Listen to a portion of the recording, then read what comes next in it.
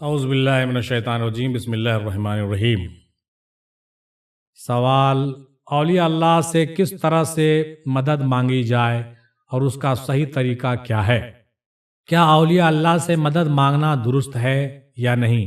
اولیاء اللہ سے مدد مانگتے وقت اولیاء اللہ سے کیا عقیدہ رکھیں مدد مانگی جائے جو کہ درست ہو؟ کیا اسے اللہ کا غیر سمجھ کے مدد مانگنی جائے یا عین؟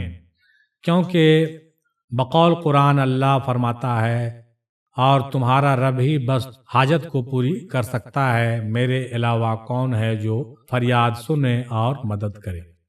دیکھیے صاحب، یہاں پر آپ کی غلط فہمی ہے نا۔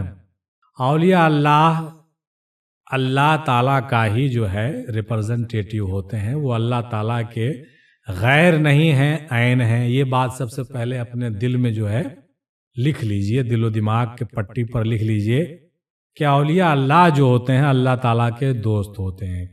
تو وہ اولیاء اللہ جو ہیں جب اللہ تعالیٰ کے دوست ہیں تو اللہ تعالیٰ کے ریپرزنٹیٹیو ہیں۔ وہ بذات خود ایک اپنی پرسنل شخصیت نہیں ہے، بلکہ وہ کسی کے انڈرٹیکنگ ہے۔ جس طرح سے پوری سرکار ہوتی ہے، پوری گورنمنٹ ہوتی ہے، وہ سارا گورنمنٹ ایک ہی ہوتا ہے۔ اس گورنمنٹ میں کوئی پرائم منسٹر، کوئی چیف منسٹر، کوئی ڈسٹرکٹ مجسٹریٹ، کوئی بلاک ایڈمنسٹریٹر ہوتا ہے نا، BDO ہوتا ہے، کوئی CO ہوتا ہے، اور کوئی جو ہے ایک معمولی کرمچاری ہوتا ہے، کوئی ادنا آفیسر ہوتا ہے۔ تو مان کے چلیے کہ وہ یہ لوگ اولیاء اللہ جو ہوتے ہیں وہ اللہ تعالیٰ کے ہی جو ہے ریپرزنٹیٹیو ہیں، ان کے آفیسر ہیں۔ اولیاء اللہ تعالیٰ کے آفیسر ہیں بھائی۔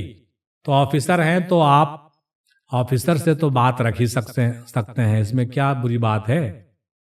بات آپ کو آفیسر کے پاس ہی رکھنا ہوگا۔ ڈائریکٹ آپ نہ تو PM صاحب کو کہہ سکتے ہیں، نہ CM صاحب کو کہہ سکتے ہیں۔ امید ہے میری یہ بات آپ کو آسانی سے سمجھ میں آ گئی ہوگی۔ یہ مثال کافی ہے آپ کو سمجھانے کے لیے کہ اولیاء اللہ سے مانگنا اللہ سے ہی مانگنا ہے، ٹھیک ہے؟ آپ ظاہری طور سے شریعت کا تقاضا یہ ہے کہ اولیاء اللہ سے مانگیے تو اللہ سے مانگیے، اور اولیاء اللہ کا دعا، اولیاء اللہ کے وسیلے سے دعا مانگیے گا اللہ تعالیٰ سے تو زیادہ اچھا ہے۔ لیکن اگر آپ ڈائریکٹ اولیاء اللہ سے بھی مانگ دیجئے گا تو کوئی حرج کی بات نہیں ہے۔ کیوں کہ اولیاء اللہ اپنے خزانے سے تھوڑی آپ کو دیں گے، وہ تو اللہ تعالیٰ ہی کے خزانے سے دیں گے، وہ تو ڈیوٹی پر مامور ہے۔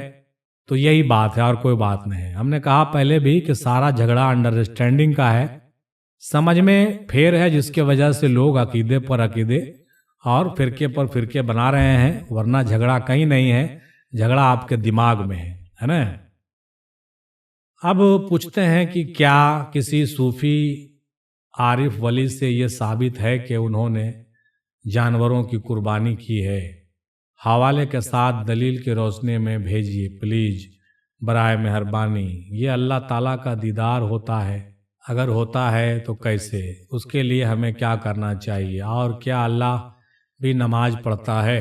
اگر پڑھتا ہے تو وہ کون سی نماز پڑھتا ہے؟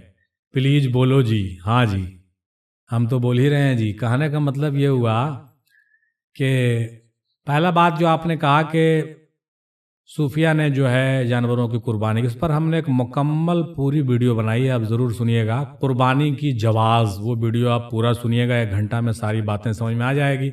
یقینی طور سے تمام لوگوں نے جو ہے قربانی، جانوروں کی قربانی اللہ والوں نے کیا ہے، اس میں کوئی شک کی بات نہیں ہے۔ بعض عقیدے جو ہے اس طرح کے سامنے اب آ رہے ہیں کہ جو ہے ان چیزوں کو جھٹلایا جانے لگا ہے، اور صرف جہالت کی بنیاد پہ لوگوں نے ایسی باتیں کرنے شروع کی ہے، ورنہ ان کے جواز میں بھی کوئی دم نہیں ہے، اور وہ ان کی جو ہے ایک محرومی ہے کہ وہ اپنی بات منوا کر کے وہ ایک ایسی سوسائٹی قائم کر رہے ہیں جس کا دور تلک جو ہے اسلام سے کوئی لینا دینا نہیں ہے، وہ ایک الگ اسلام پروس رہے ہیں۔ بہرحال اللہ تعالیٰ ان کو ہدایت کرے۔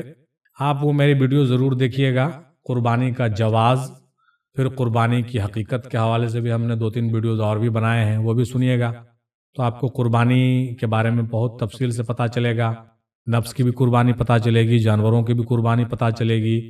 تو اس حوالے سے فی الحال بس اتنا ہی کہیں گے کہ آپ اس ویڈیو کو دیکھیے گا، دلیل سے سمجھ میں آ جائے گا ساری دلیل آپ کو۔ اور موٹا موٹی یہ بات جان لیجئے کہ تمام اللہ والوں نے جو ہے جانوروں کی قربانی کی ہے، کسی نے کوئی اس کو غلط نہیں کہا ہے، ٹھیک ہے۔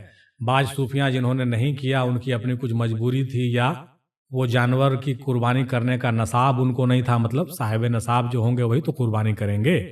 تو یہ ساری باتیں ہیں، بہت سی بات ہے جس کی وجہ سے بعض لوگوں نے جو ہے اس سے دوری اختیار کر لیا، بعض اپنے ماحول کو مد نظر رکھتے ہوئے بھی لوگوں نے جو ہے اس کو چھوڑ دیا کہ چلو بھائی اگر ایک کام کو چھوڑ دینے سے کچھ لوگوں کو دلی تکلیف نہیں ہو تو بہتر ہے۔ ان تمام چیزوں کا خیال بھی رکھا جانا چاہیے، صحیح بات، لیکن جو چیزیں صحیح ہے وہی صحیح ہے اور جو غلط ہے وہی غلط ہے۔ آپ اس کو چھوٹی چھوٹی دلیل دے کے آپ جھٹلا نہیں سکتے ہیں نا۔ آپ نے کہا کہ اللہ کا دیدار ہوتا ہے، اگر ہوتا ہے تو کیسے، اس کے لیے ہمیں کیا کرنا چاہیے؟ دیکھیے، اللہ کا تعالیٰ کا دیدار ہوتا ہے، اس میں کوئی شک کی بات نہیں ہے۔ سب سے پہلے اللہ تعالیٰ کو آپ کو پہچاننا ہوگا، اللہ کے ذات و اصل کو پہچاننا ہوگا، اس کے صفات کو پہچاننا ہوگا، پوری جو ہے صحبت آپ کو کرنی ہوگی اپنے بزرگوں کی، اور ان معاملات میں کافی غور و فکر کرنا ہوگا۔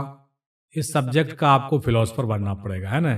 جب اللہ تعالیٰ کو جب آپ پہچانیں گے تو اللہ تعالیٰ کو آپ ظاہر طور سے بھی دنیا میں دیدار کر لیں گے، اور اللہ تعالیٰ کو آپ باطنی طور سے بھی آپ چاہیں گے، آپ کو اللہ تعالیٰ توفیق دے گا تو باطنی دیدار بھی آپ کو نصیب ہوگا، ٹھیک ہے۔ ایسی بات کی نہیں، دیکھنے والے یہاں بھی دیکھ لیتے ہیں تجھے، پھر یہ وعدہ حسر کا سب رازماں کیوں کر ہوا، ہے نا۔ تو جو دیکھنے والے لوگ ہوتے ہیں وہ اللہ کا دیدار، اس کی مختلف دلیلیں ہیں جو ہمیشہ ہم پیش کرتے رہتے ہیں۔ دنیا میں بھی اللہ تعالیٰ کا دیدار اپنے علم و ہنر سے، اپنی تحقیق اور اپنے مشاہدے سے، اپنے کہیے کہ فہم و فراست سے لوگوں نے دنیا میں بھی اللہ کا دیدار کیا ہے اور کرتے ہی رہتے ہیں، ہے نا۔ اس کے علاوہ اللہ کا دیدار جو ہے باطنی طور سے، روحانی طور سے لوگوں نے بھی کیا ہے۔ کافی لوگوں نے خواب میں کیا، کافی لوگوں نے لطیفہ انا سے کیا، کافی لوگوں نے جو ہے مشاہدے میں کیا، اور مختلف طریقے سے اللہ تعالیٰ کا دیدار لوگوں نے کیا ہے۔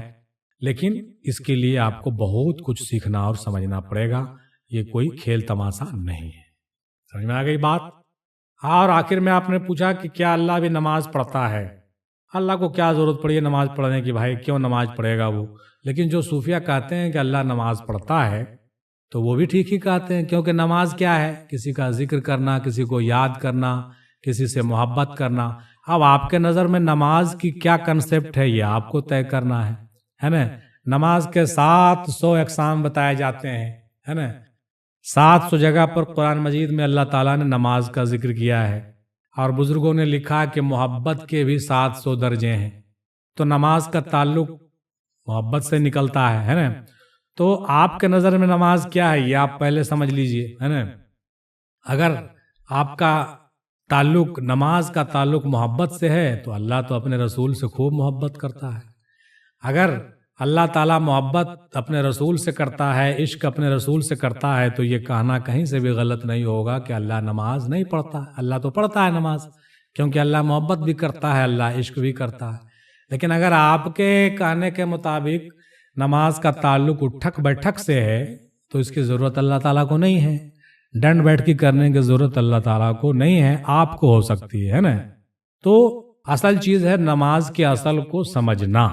آپ اگر نماز کو سمجھ لیں، اور اگر نہیں سمجھ میں آ رہی ہے تو نماز کی حقیقت کے حوالے سے میرے چینل پر بھی 10-20 ویڈیوز اویلیبل ہے، آپ کو اس کو دیکھیے، پڑھیے، سمجھیے، تو آپ کو نماز کی جب اصلیت پتہ چلے گی تو آپ کا اٹھیں گے کہ اللہ بھی نماز پڑھتا ہے، صاحب کیوں نہیں پڑھتا ہے؟ اللہ درود بھیجتا ہے، سلام بھیجتا ہے، محبت کرتا ہے، عشق کرتا ہے، تو اس سے بڑھ کر اور نماز کیا ہو سکتا ہے؟